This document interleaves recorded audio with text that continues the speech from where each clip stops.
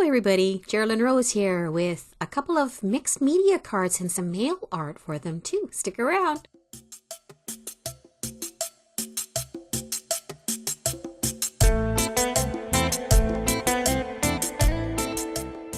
These two cards were also entered in the Altenew 30 Days of Crafting Challenge. Any cards made with shades of blue. Sorry, I wasn't recording how I did the blue and the purple flowers actually because I was in a workshop.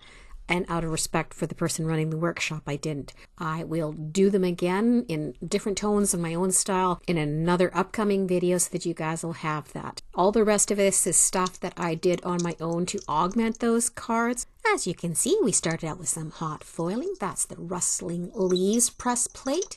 It was on top of some shimmer vellum with some silver prism foil. I thought it'd go really nicely with the purple and the blue and the silver tones that we've already got happening on the front of the card. I know that only a portion of it actually ran through the embossing folder here, but I wasn't too worried because I knew that the other portion of the leaves would be covered up by some of the flowers and the sentiments and whatnot that's going on the front of the card. So once we've got that done, I'm going to flip it over, get some alcohol markers out. I was using purples for the tip and then bringing in shades of blue for the rest of it.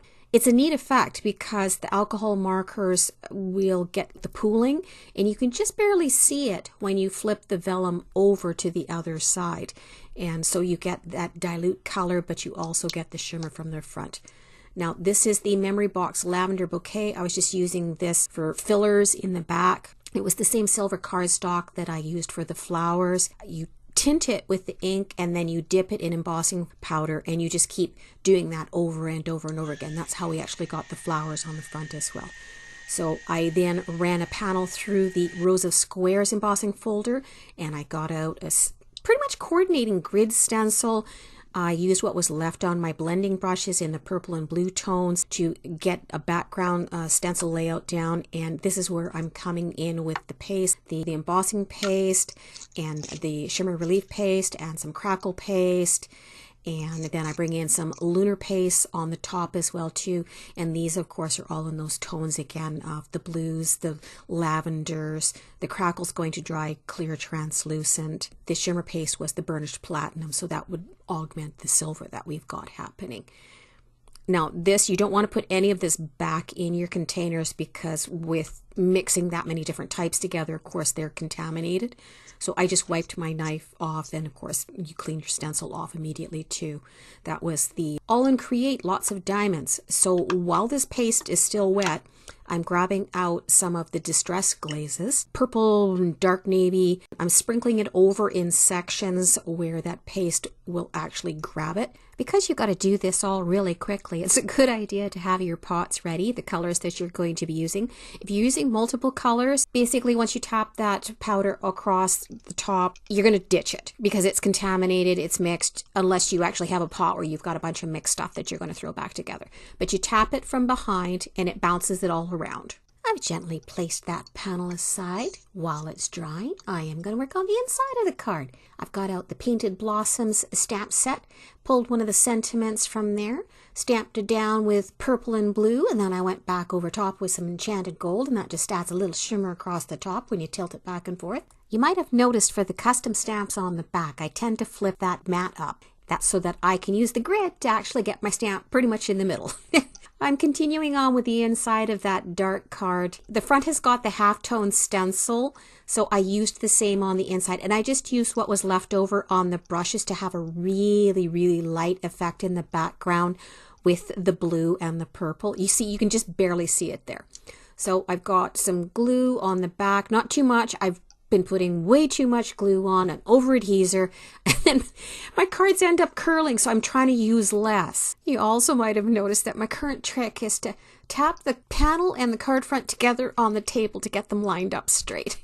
Now this is where I'm jumping to the second card. This one uses the Tranquil Greetings for the sentiments. I did a ombre and really light blues in there. It's very, very subtle. And then I grabbed out the Rustic Rose stamp set. I used the Baby Breath in there. That one I brought in with purple, but I brushed out the bottom so that it would kind of fade off at the bottom. I wanted it to, again, be very delicate and very subtle. Using my alcohol markers, I'm just kind of highlighting a little bit of purple in there so that you can understand that, oh wait, there are some flowers on the inside of this card too. Custom stamp on the back. As I've noted in other videos, I don't think you can get them from the Canadian company anymore, but there are some in the States that actually still have them. So the panel is dry. That's the one that we set aside. So I've got out the heat gun. If you go in right away with your heat gun, you can bubble the paste. Now, that's a super cool effect. I like it, but in this particular instance, I didn't want it to do that because the flowers already had so much texture to them with the layer we had. Cropping down the sides once I've got that glaze embossed over top of the paste. Of course, I want to add some more splatter. So I'm using an iridescent shimmer spray first on the background, and I finally got some jet black ink spray. So I'm going to try this out.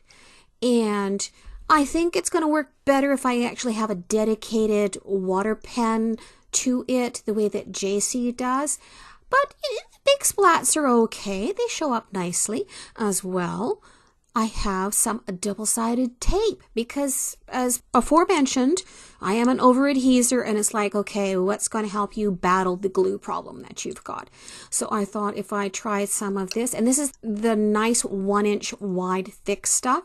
So this is me trying it for the first time, and it peels off really nicely. Usually I've got a lot of trouble with my nails trying to get the back stickies off of foam and the foam dots and that sort of thing, but I didn't have too much trouble with that.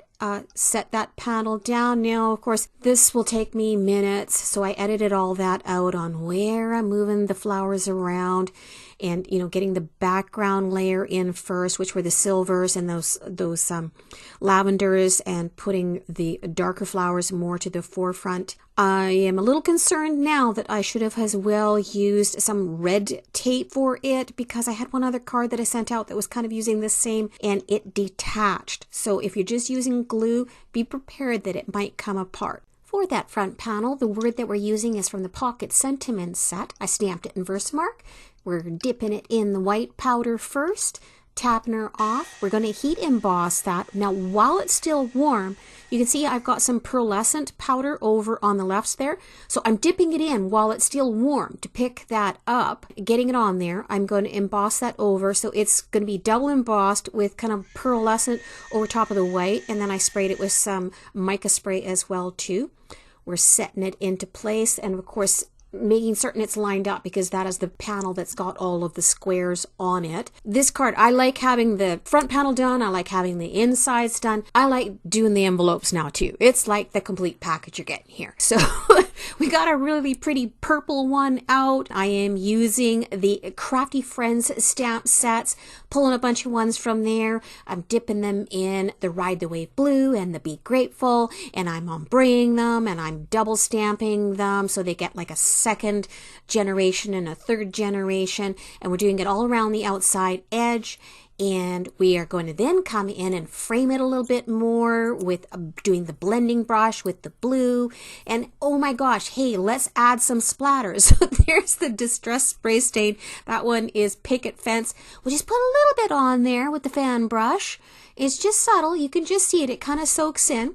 This is where I have to check that this is okay for Canada Post to go out. The weight is fine. Anything under 30 grams is good. It's just the thickness that I have trouble with, because my cards are so thick I quite often end up having to pay oversize. You can see here I'm trying out, well, what stamps do I want to put on the front? I want purples and I want blues, and so I'm checking all of them against the front of the envelope to see which one is calling to me on this one that I want to send out, because I want it to be pretty as well too. Anyway, there it is. This is going back to the first card. This was the one I was for the workshop. I really liked the way that this one turned out. Well, for that matter, I actually really liked the way the second card turned out too, and that's the one that's getting mailed out. So if you guys have got the opportunity to take workshops, go for it. You learn new stuff. It brings your crafting skills up, helps you to be that change you want to see in the world, guys. We need to change this world right now. Let's do it. Come on, send some cards out. Thanks so much for watching. We'll catch you all next time. Bye-bye.